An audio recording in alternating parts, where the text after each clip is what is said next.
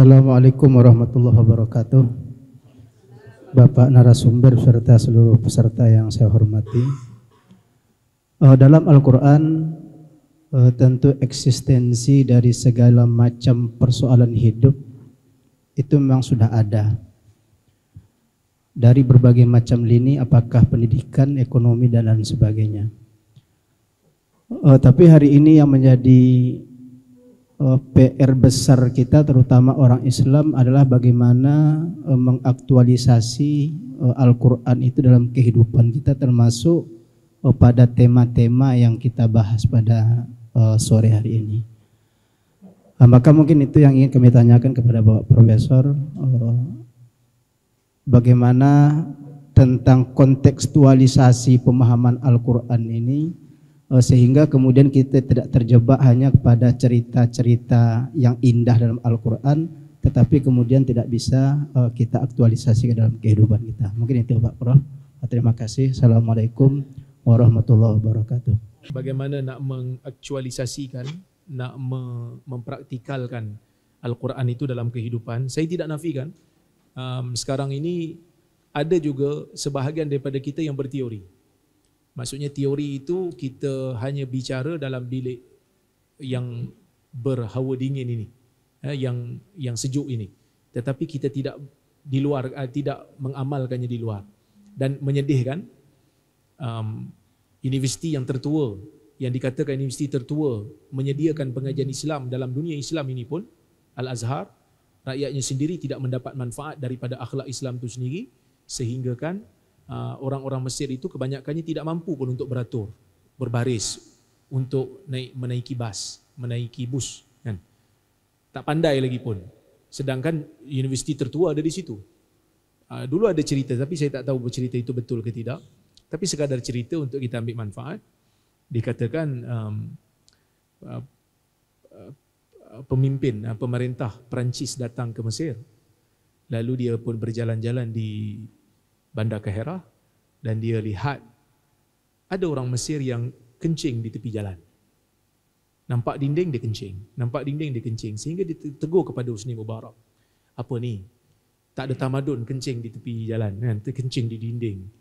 Ini kotor, ini perbuatan yang tak sepatutnya berlaku. Pergi cari tandas lah. Husni Mubarak pun tunduk, malulah dengan rakyat dia. Kemudian apabila pemerintah Perancis ini pulang ke Paris, Husni Mubarak pula membuat kunjungan balas ke Paris. Sehingga dia terlihat bila berjalan di kota Paris, dia juga terlihat bila berjalan, tengok betul ada juga orang kencing di dinding juga.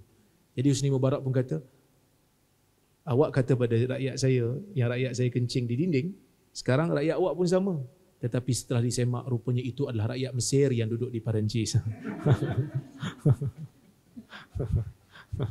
Tak cukup dinding di Mesir dia kencing, sampai dinding di Perancis pun dia kencing juga. Itulah menyedihkan budaya umat Islam. Okey. Kembali kepada isu. Apa isu umat Islam? Isu umat Islam apabila kita ada dualism di dalam pendidikan.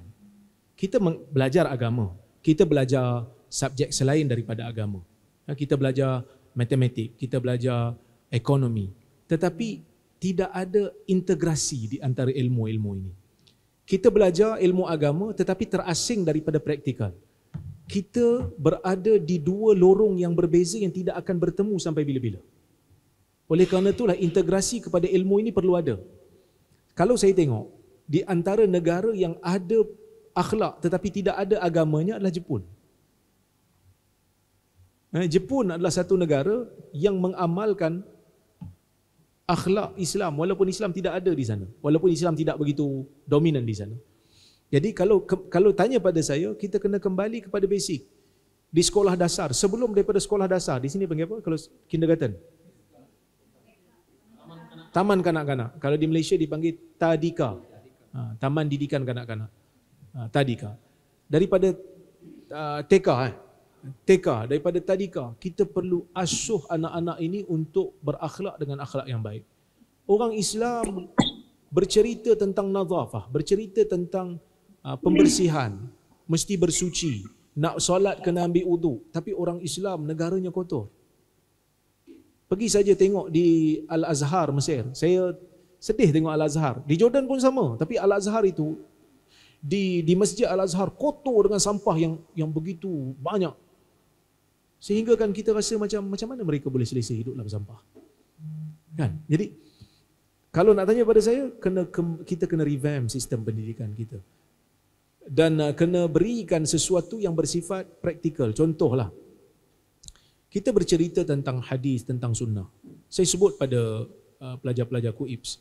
Saya kata, Perlis adalah satu negeri yang dianggap, yang kita gelarkan diri kita Darus Sunnah. Perlis Darus Sunnah. Kerana kita memartabatkan sunnah. Dan kita kena ada satu skuad. Paling tidak kena ada satu skuad urus jenazah secara percuma. Secara gratis. Sini perlu percuma tu sia-sia kan. Secara gratis. Di Malaysia kalau percuma tu gratis.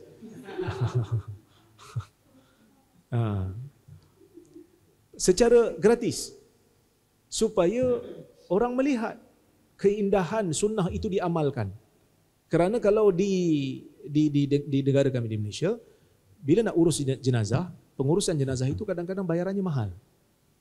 Jadi kita buat satu kumpulan yang berikan khidmat secara gratis supaya mereka dapat merasai ukhuwah Islamiah. Jadi kita sendiri, dosen di universiti, perlu mewujudkan aspek praktikal apabila kita menyampaikan sesebuah teori.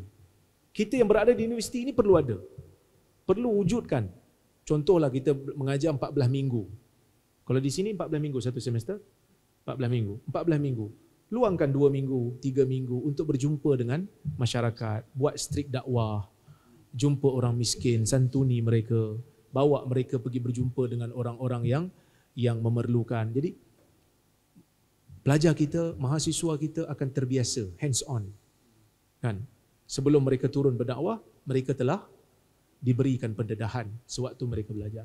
Jadi kalau tanya pada saya tidak menafikan, memang sebahagian besar daripada ilmu-ilmu Islam ni masih lagi bersifat teori yang kita perlu praktikalkan. Tetapi kesemua ini memerlukan kepada political will, yang mana pemerintah perlu memberikan kerjasama. Tetapi kalau pemerintah pun jenis tak minat, pemerintah pun tak ambil tahu, hanya berjumpa kita apabila adanya sesi pilihan raya, maka itu menjadi masalah lah. Ini saya bukan sebut pemerintah di sini, saya sebut pemerintah di negara saya lah. Nanti saya tak boleh balik. Okey.